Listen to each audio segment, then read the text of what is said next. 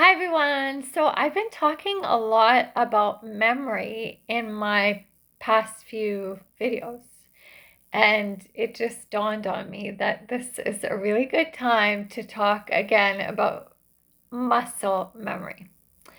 I have indirectly talked about this in the past, and muscle memory, strangely enough, actually has very little to do with our muscles. We associate it with muscles because it's named that, but also because we often get trained to think that what is building has to do with strength or a look or it's in our muscles and bones. But actually, I've been sharing in the past about this amazing insulator called myelin. And myelin actually helps us retain what we practice, whether it's walking, whether it's playing an instrument, whether it's singing, dancing, playing a sport, whatever it is, even writing and talking. Myelin wraps the learning that you do every time you practice this, especially when you deeply practice it. And I learned so much about the power of myelin through a book called The Talent Code. I've mentioned it time and time again before, but for those of you who are new to the channel, The Talent Code is by Daniel Coyle, and he interviews and goes to seek out and meet specialists of the brain and of neural circuitries and skill building, and especially of myelin, to find out where talent actually comes from or what we perceive as talent. And so one of the specialists that he really prominently talks about and shares his findings in his book, Daniel Coyle, is a man by the name of Dr. Fields. And this is what Dr. Fields, the expert, has to say about muscle memory. When a coach uses the phrase muscle memory, he is actually talking about circuits, because by themselves, our muscles are useless as a puppet without strings. Our skills are all in our wires. What he means by the wires is the circuitry. So it's not the size of the muscle. It's not that you go out and you're lifting weights and it looks like the memory is coming from the strengthening of it.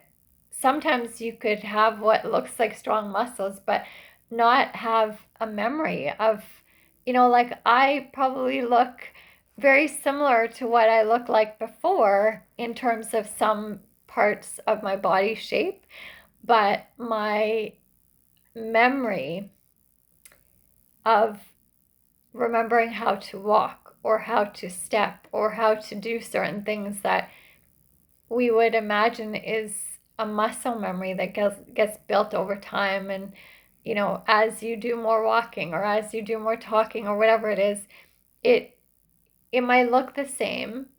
It might look like I'm not lacking in muscle, but it's not the muscle that is training the memory. And it's the wires, it's the circuitry, it's the neural circuitry. And the myelin is an insulator that wraps all that learning. Every time you learn something else, this learning gets wrapped so that it gets tightly packed in, so that you build more and more on top of that learning and on top of that memory. So it's not in the muscle, it's in the wire, it's in the circuitry, it's in the brain, it's in the neural pathways. And I find this so interesting because I guess you could kind of say, wrongly refer to it as muscle memory. And it's a kind of memory, right? It's like a memory that our body we assume that once we learn something, we don't unlearn it. And technically, you actually don't unlearn it. You build on it, but you have to keep practicing it to sustain that strength of the memory. But more than that, if you have a condition that is shrinking or making that myelin, the wrapping of the circuits, diminish, then the memory of it can be lost. And it doesn't matter what kind of muscles you have. It's not about the muscle. It's about the the wiring and the circuitry. But the great thing about that is that that means that if you know the secret to building the myelin, to strengthening the circuitry, to get the wiring reactivated, and we have some great practitioners out there that know how to do this or how to stimulate that more. Again, sometimes that has nothing to do with muscle. You can actually bring back the memory and bring back what looks like muscle memory, even though it's not really in your muscles. I just wanted to share that. Something to think about. It's,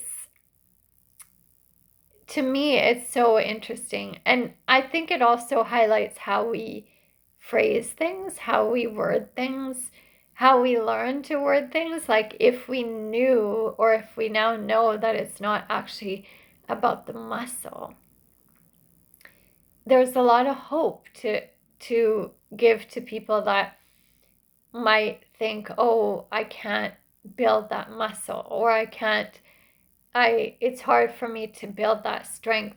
And they're again thinking about the muscle.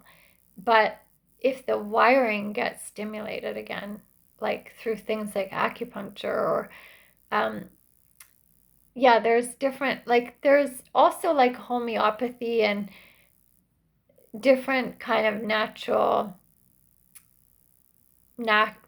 practices, natural medicine practices, energy medicine that can remind your body, like bring back a memory to your body on how it used to function or how it can get back to, or even better than, how it is moving or talking or whatever it is that you're trying to do right now. So this brings me a lot of hope. It reminds me that meditation, holistic medicine, energy medicine, it's not a joke. It can really remind the body and bring back something that maybe conventional, just going to the gym and like lifting weights and you're not seeing the results. Like, not that there's anything wrong with that. I think that's really important. But if that's not working, a combination of actually working on the muscle, but also figuring out where the wiring has been cut off would be so profound in making a switch and a change. And yeah, go out and read the talent code if you haven't heard of it, or if you are finding this interesting, because it talks a lot about where talent actually comes from, and it's not necessarily what we think. It's not like people are just given a God-given, trait. It's that you can actually build talent and it can be earned and yeah, like you can progress in your talent. It's not that you either have it or you don't. And yeah, Daniel Coyle, the talent code. Muscle memory is not really about the muscle. The memory is in our circuits. It's in our wiring, in our electrical impulses that run through our bodies, because we are vibrational beings. And yeah, so on that note, he describes skill as every human skill, whether it's playing baseball or playing Bach, is created by chains of nerve fibers carrying a tiny electrical impulse, basically a signal traveling through a circuit. Myelin is the neural insulator that wraps like electrical tape around a nerve fiber, preventing the electrical impulses from leaking out.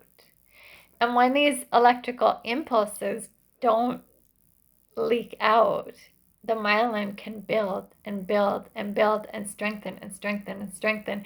And that's what makes it look like you're getting muscle memory, but it's not actually in the muscle. And then I love this quote by Daniel Coyle.